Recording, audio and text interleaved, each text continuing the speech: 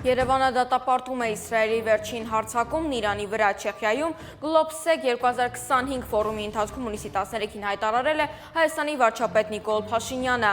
եւ դա հարցականի տակ է դնում այն փխրուն կայունությունը, որը մենք ունենք տարածաշրջանում եւ մենք շատ մտահոգ ենք, ընդգծել է նա։ Հայաստանի ԱԽ քարտուղարն էլ նշել է Երևանը այս պահին ունի տեղեկատվություն, որ Ադրբեջանը կարող է օգտվել Իրանի շուրջ ստեղծված իրավիճակից եւ հարձակվել Հայաստանի վրա, սակայն Զանգեզուրի միջանցք բացելու թեմայից չհրաժարվող Ադրբեջանի եւ Թուրքիայի միակ դիմախոսը Իրանն էր։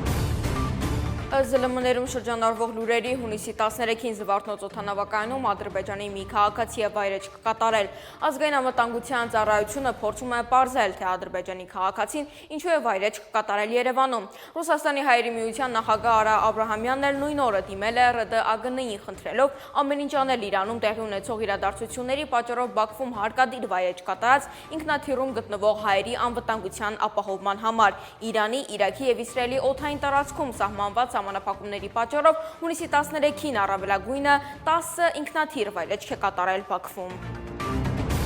Հունիսի 13-ին ձերբակալվել է նախկին վարչապետ Հովիկ Աբրահամյանը, նա մեղադրվում է մի քանի դրվագով փողերի լվացման, պաշտոնական լիազորությունների չարաշահելու եւ ձեռնարկատիրական գործունեության ապօրինի մասնակցելու հոդվածներով, հայտնում են հակակոռուպցիոն կոմիտեից, այլ մանրամասներ սակայն հայտնի չեն։ Ըստ շրջանառվող լուրերի, հակակոռուպցիոն քննիչը միջնորդություն կներկայացնի Աբրահամյանին կալանավորելու համար։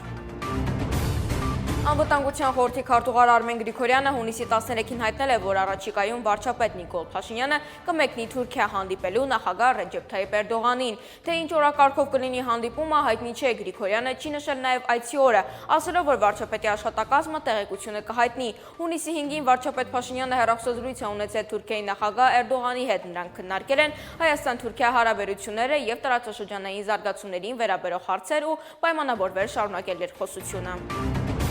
Հայաստանում հայտնի Բերտ Պարեին համույթը սոցցանցի իր էջում փորձերից մի տեսանյութ հրապարակել, որում անսամբլի աղջիկները հայկական Նազանի պար են կատարում։ Դիտորդներն էլ մեկնաբանություններում կիսվել են իրենց դրական խոսքերով։